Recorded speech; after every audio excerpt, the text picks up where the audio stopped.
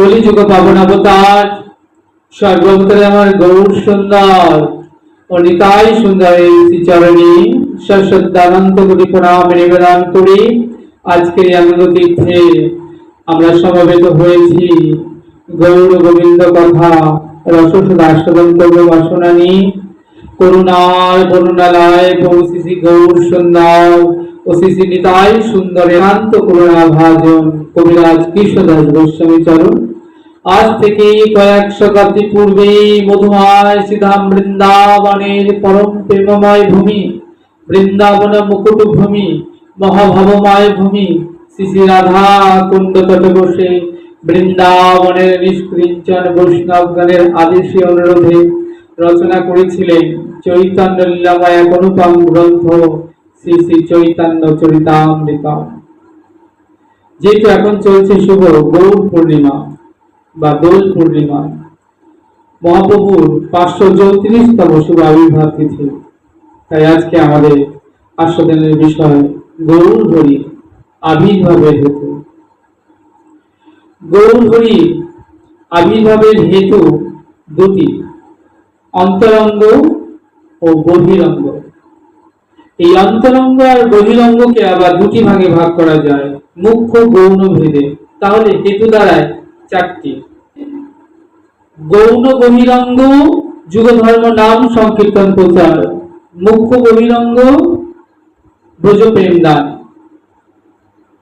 গৌণ অন্তরঙ্গ অদ্বৈতর কাতর আহ্বান, মুখ্য অন্তরঙ্গ শ্রী রাধা প্রেম মাধুর্য আস্বাদন ও তিন বাঞ্ছা পূরণ।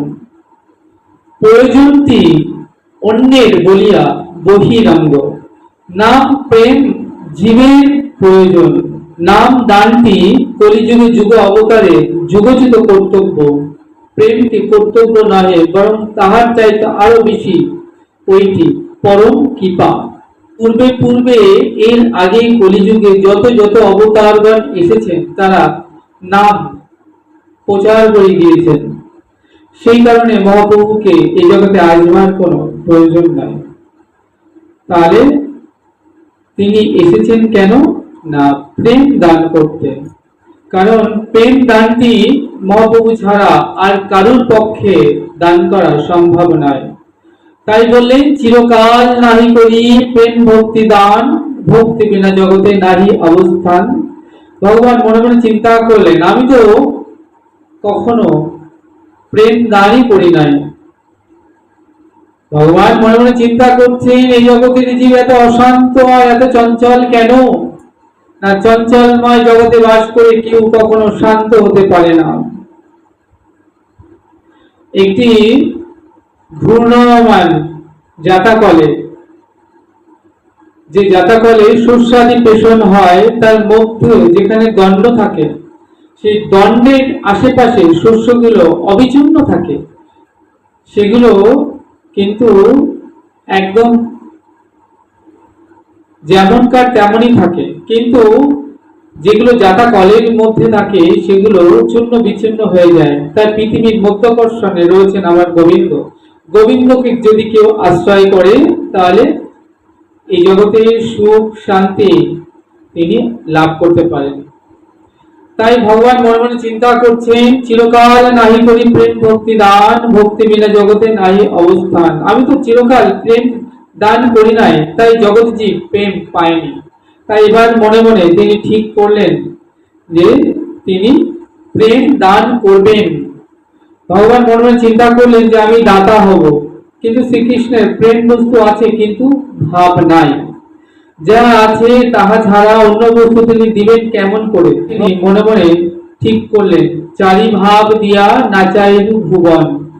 অধিকান্ত কৃষ্ণের ভক্তচিত আচরণ নাই। প্রেমিক ভক্তের সর্বাধিক আচরণের প্রাণ হইল কৃষ্ণ তৃষ্ণা। এই কৃষ্ণ তৃষ্ণা শ্রীকৃষ্ণের নাই। ভক্তের যে ভগবানের প্রতি যে তৃষ্ণা, যিনি ভগবান সাধ্য বস্তু, তার সেই কৃষ্ণ তৃষ্ণা নাই, কারণ তিনি সাক্ষাৎ ভগবান। ধ্রুব, প্রহ্লাদ মহারাজ, অম্বরীশ, গজেন্দ্র, পীত মহারাজ, এই জগতে যত যত ভক্ত এসেছেন তাদের অন্তরে যে বস্তু, সেটা হলো ভক্তি। তাহলে এই ভক্তি কিভাবে লাভ করেছেন? না গুরু কৃপায়। আমার গুরু, তার গুরু, তার গুরু, তার গুরু, এইভাবে যদি শেষ গুরুতে পৌঁছে যাওয়া যায়, তাহলে দেখা যাবে যে যেখানে সেই চরমতম যে গুরু, তিনি হলেন কে? না বিশ্বভানু রাজ নন্দিনী, আমার রাধারানী। গঙ্গার উৎপত্তি যেমন গঙ্গোত্রী থেকে, তেমনি প্রেম ভক্তি যে চরমতম ভূমি বা উৎস, সেটি হলো আল্লাদিনী শক্তি।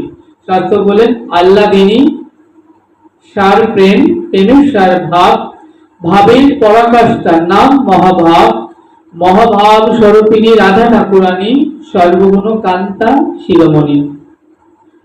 তাই ভগবান চিন্তা করছেন যে আমি দাতা হব, কারণ এর আগে তিনি যা দান করেছেন, ধর্ম অর্থ কাম মোক্ষ, বললেন না তাতে হবে না।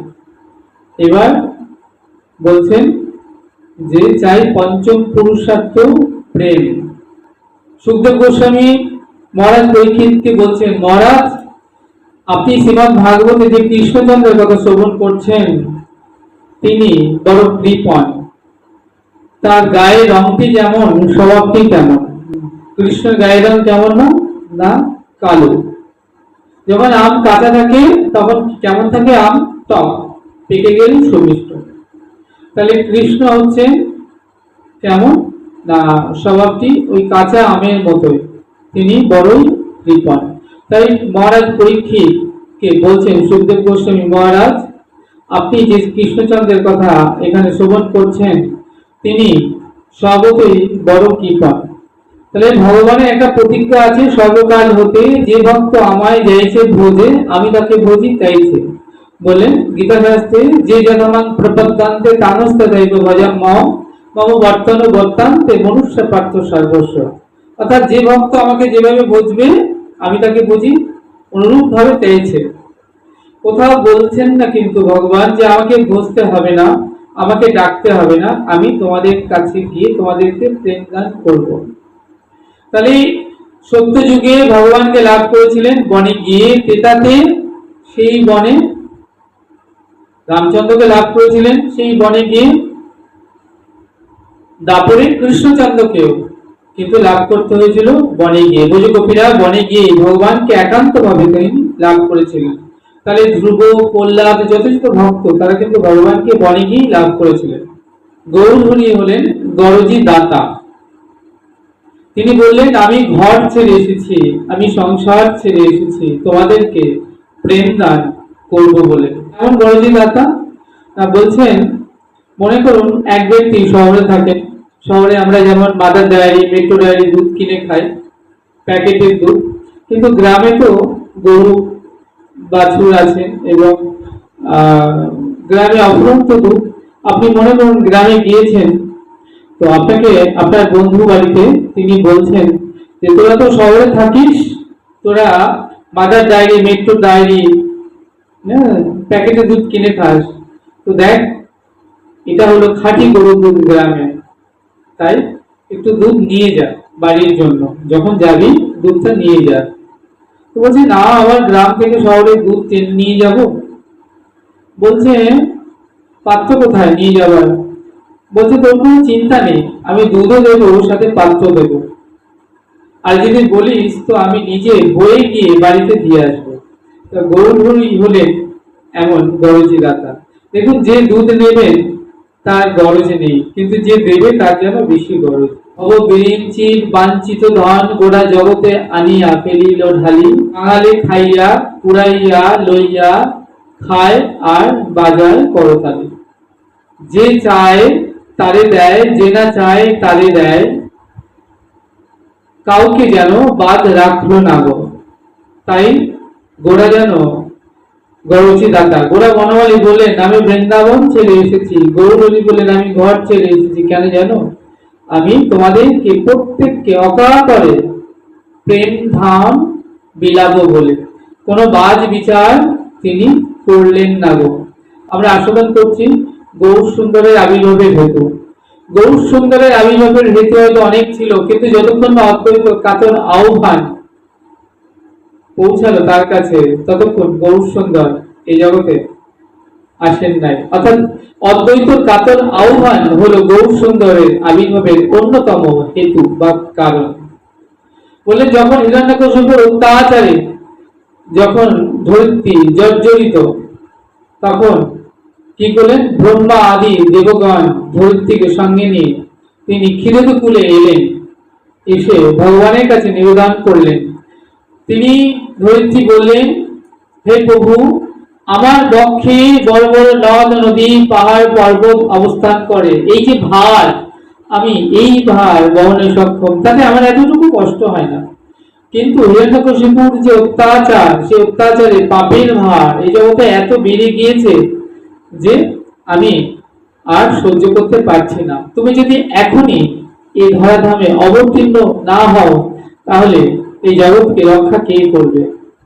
ভগবান বললেন যে, হে দেবকুল, হে ধরিত্রী, আমি তোমাদের যে প্রার্থনা শ্রবণ করলাম বটে, কিন্তু এখন এই জগতে যাওয়ার কোন সংকল্পই আমার মনের মধ্যে জাগ্রত হচ্ছে না। তবে হ্যাঁ, হিরণ্যকশিপুরের পুত্র প্রহ্লাদজি মহারাজ যখন কাতর স্বরে আমাকে ডাকবে, আমি অবশ্যই তখন ধরিত্রীতে অবতারিত হব।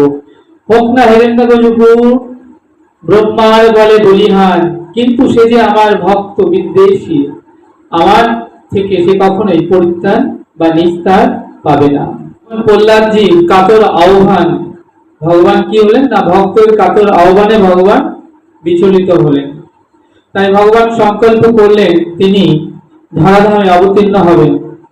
এমন সময় দেবর্ষি নারদ এসে বলেন, প্রভু তুমি ধরাধামে অবতীর্ণ হবে, হ্যাঁ, সেই মহেন্দ্রক্ষণে তুমি যাবে, যে রূপে অবতীর্ণ হবে, আর সে রূপটা আমি দেখতে পাবো না, আমি যাব না? বলেন, হ্যাঁ দেবর্ষি, তুমিও যাবে আমার সাথে। তাহলে আমি রায়ঙ্গে শ্যামঙ্গ মিশিয়ে দুই অঙ্গ এক করে আমি গৌরাঙ্গ হয়ে যাব, আর তুমি যাবে শ্রীবাস পণ্ডিত হয়ে। তাই যারা ব্রজে ছিল তারা প্রত্যেকেই নদে এলো।